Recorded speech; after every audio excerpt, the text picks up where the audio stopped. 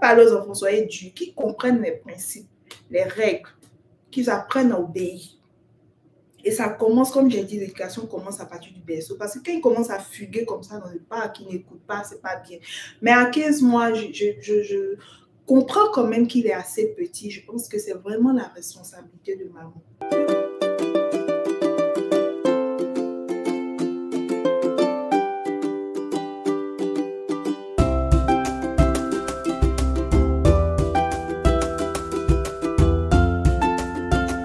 Bonjour maman, bienvenue sur ta chaîne Entre nous maman.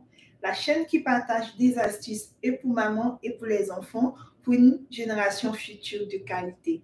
Si tu n'es pas encore abonné, active la notification, abonne-toi pour ne pas manquer les vidéos de qualité. Si tu es une maman et que tu n'as pas vécu ce scénario, alors donne-nous ton secret.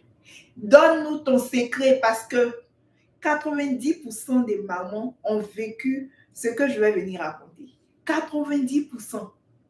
Dis-moi, tu ne t'es jamais retrouvé dans un endroit avec ton enfant et tu as perdu l'enfant de vue, ne serait-ce que pour une seconde. Et dis-moi comment tu t'es senti. Ça arrive. Parfois, tu vas dans les endroits publics, comme dans un centre commercial, dans un parc national ou au zoo, tu pars dans un store, faire les achats au marché et tout, et tu perds ton enfant. Et tu le cherches pendant des secondes, tu ne le vois pas. Tu l'appelles, il ne répond pas. Imagine ce sentiment, maman. Comment tu te sens? La frayeur de ça. Aujourd'hui, cette vidéo en réponse d'une maman. Je n'aimerais pas qu'on juge cette maman parce que 90% des mamans, comme je dis, ont vécu ce scénario-là. Donc, il y a une maman qui m'a contactée. Cette maman a perdu de vue son enfant.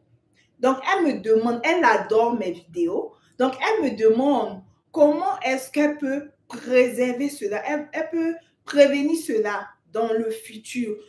Donc, je vais lire d'abord l'histoire. Je vais lire aussi certains commentaires qui ont été publiés dans mon groupe Famille monoparentale. C'est un groupe que j'ai créé sur Facebook. Voici la page. Si vous êtes mère seule, père seul, vous pouvez aller vous abonner et ensemble, on va s'entraider parce que moi, je suis mère seule. Voilà, j'ai créé ce groupe, ça fait quelques années maintenant et on partage plein de bonnes choses. Donc, j'ai aussi partagé cette histoire dans le groupe pour avoir l'opinion de d'autres parents. Donc, je vais lire les commentaires de certains parents et je vais aussi donner mes suggestions pour pouvoir aider cette maman. Si vous avez des suggestions, n'oubliez surtout pas de les mettre en commentaire et aussi partager votre histoire. N'oubliez surtout pas que ici, c'est une communauté d'entraide. On n'est pas là pour juger une maman. Ça arrive à tout le monde. On peut perdre de vue un enfant. On peut avoir l'inattention. Je ne suis pas en train de justifier cet acte, mais de grâce, si les commentaires ne sont pas gentils, je vais simplement supprimer et vous bloquer. Parce que ma communauté, là, c'est une communauté des personnes réfléchies. OK. Donc, je lis la maman, je lis l'histoire. Madame, bonjour, j'adore vos vidéos. Ah, merci ma chérie. Merci madame, avec mon respect. J'adore vos vidéos. J'ai une question. Comment surveiller un bébé dans un parc ou square pour pas qu'il s'enfuit ou qu'il disparaît? Et moi qui demande quel âge a l'enfant. Et la dame, elle dit, il a 15 mois. C'est mon premier. Et hier, je l'ai emmené au parc. Depuis l'été, on y va régulièrement, ce qui est très bien, maman. Je discutais avec une maman et mon petit filou voulait sortir de l'entrée. En effet, une maman était en train de vouloir s'introduire dans le parc avec ses enfants et la poussette. Je me suis levée et j'ai récupéré mon bébé. La petite fille qui était avec sa maman, avec bienveillance, ont pris mon fils dans ses bras. Mais avec le recul, j'ai honte. Et j'ai le sentiment d'avoir été négligente, surtout avec toutes les histoires que j'entends. Vraiment, maman, Yako, Et ce sentiment-là, quand tu perds ton enfant, tu l'appelles et puis il ne répond pas. De toute façon, tu as peur. J'ai vécu ça, hein, maman. J'ai vécu ça. Donc, il ne faut pas avoir honte. Il ne faut pas te sentir comme, tu dis quoi, avec le recul, j'ai honte et oui, c'est normal. Quand on est maman, on se dit, oh, j'aurais pu faire ça, j'aurais pu faire ça. Surtout, vous avez dit, vous êtes première maman. Et l'enfant a 15 mois. Ah, je compatis à votre frayeur. Maintenant, je vais lire les commentaires des personnes dans le groupe Famille monoparentale.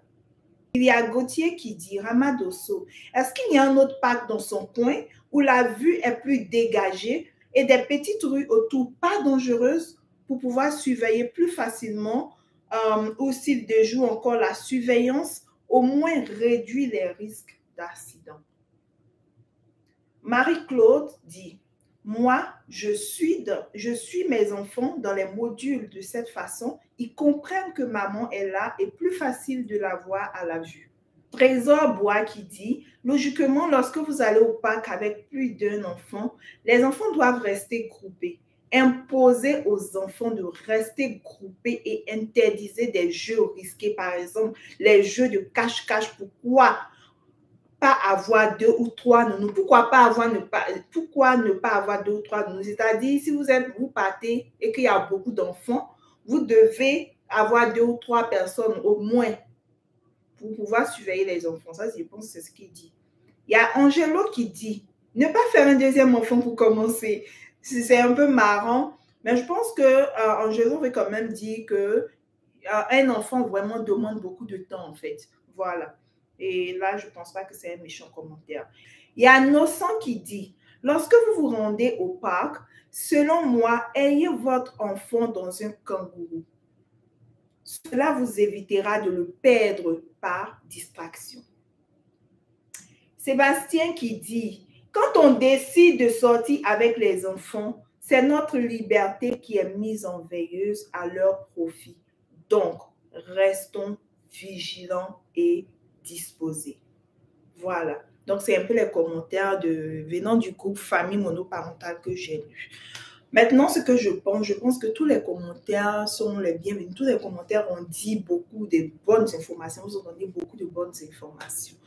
Voilà. Et je pense vraiment que quand on va au parc, pas pour vous juger, non loin de vous juger, parce que moi aussi, ça m'arrive de perdre mon enfant de vue. Et votre enfant a 15 mois, ça veut dire qu'il ne comprend pas encore le langage pour communiquer. Je peux peut-être partager mes astuces avec vous et vous allez tirer des leçons. Vous allez voir ce qui vous arrange dans ce que moi je fais.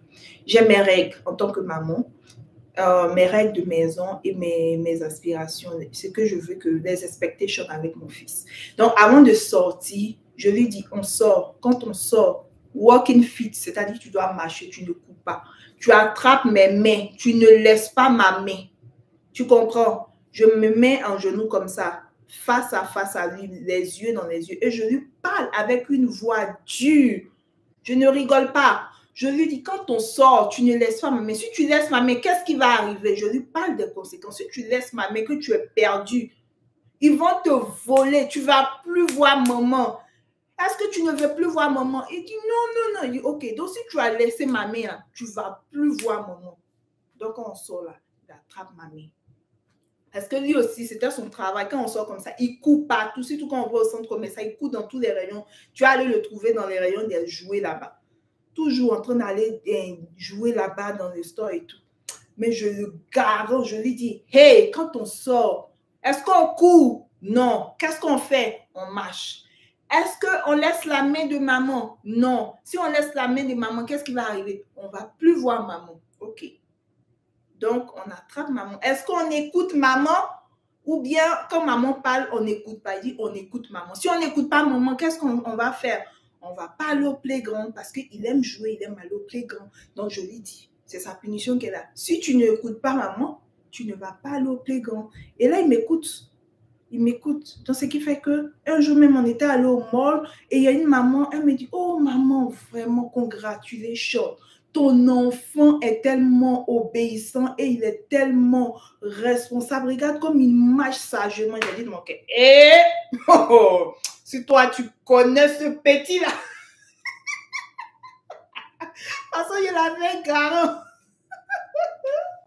Il avait garant avant de sortir. Mais écoute, ne savait mon rime au cœur.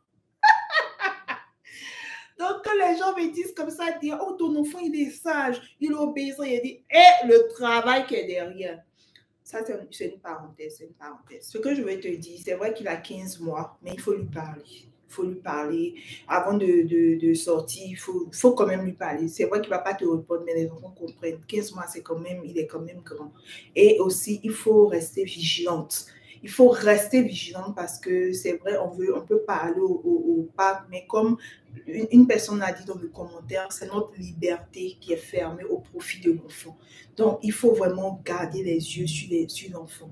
La dernière fois, j'étais allée au zoo et j'ai vu une maman qui avait un enfant très turbulent. Elle avait attrapé son enfant, elle avait tenu son enfant, en laisse. Elle avait mis la liche comme ça, vous voyez, elle avait mis comme ça, elle a attrapé l'enfant et marchait. Et ça permettait à l'enfant de ne pas s'échapper. C'est vrai qu'il y avait des jugements. Bon, c'est un peu choquant quand même de voir, mais quand tu connais le comportement de ton enfant, il y a des opinions que tu ne regardes pas en fait. Si tu sais que ton enfant là, il joue beaucoup, il ne s'arrête pas et tout, tu l'attrapes comme ça, c'est pour son bien-être. Évidemment, tu vas lui parler parce qu'il faut aussi qu'il comprenne que non, voici les principes, voici ce qu'on fait et tout. Tu lui apprends les principes, mais en même temps, pour lui-même, sa sécurité, tu peux aussi le tenir en laisse. C'est une suggestion. Il ne faut jamais lâcher les mains de l'enfant quand vous êtes en public. Maintenant, si c'est un parc qu'il est en train de jouer, il faut être autour de lui. Il ne faut pas rester à distance et puis laisser l'enfant jouer de loin pour dire que tu l'observes. Moi, en tout cas, personnellement, quand mon enfant avait ce âge, je restais toujours proche de lui en train de jouer. Même pas à... Pas trop, je ne gardais pas une longue distance. Non, non, non. Et aussi, il y a une autre suggestion, c'est de lui faire porter des vêtements de couleur, des vêtements attrayants où il sera facile à reconnaître. Une autre suggestion aussi que j'ai, c'est de faire porter à votre enfant un bracelet avec son nom. À 15 mois, vous pouvez apprendre à l'enfant son nom, voilà, au cas où il se perd, qu'on lui donne, qu'il connaisse son propre nom, son âge. S'il ne connaît pas, ce n'est pas grave. Vous pouvez avoir un bracelet de couleur où vous mettez son nom, son âge et votre numéro de téléphone. C'est aussi une suggestion. Pour les enfants qui sont un peu plus grands, les mamans, enseignez à vos enfants le numéro 911. Lorsque ils vous perdent de vue ou vous les perdez de vue, ils doivent connaître leur nom, leur âge, leur adresse. Le numéro d'urgence 911. Comment est-ce qu'on appelle 911? Et si c'est dans un centre commercial, quand vous rentrez, vous montrez en même temps l'accueil. Au cas où on se perd de vue, tu viens à l'accueil et tu demandes de l'aide. Mais bon, ça, c'est un peu compliqué. Ce que je suggère vraiment, c'est d'apprendre à l'enfant comment on appelle le 911. Moi, c'est que j'ai commencé avec mon enfant maintenant. Voilà. Dernièrement, j'ai commencé à lui demander, c'est quoi ton nom? Tu as quel âge? S'il y a un problème, quel numéro tu appelles? Quand vous partez au supermarché, par exemple, dans un centre commercial, que vous avez un chariot, imposez à l'enfant de s'asseoir dans le chariot. Il y a aussi des ceintures de sécurité dans le chariot que vous portez, vous mettez sur l'enfant pour ne pas qu'il bouge.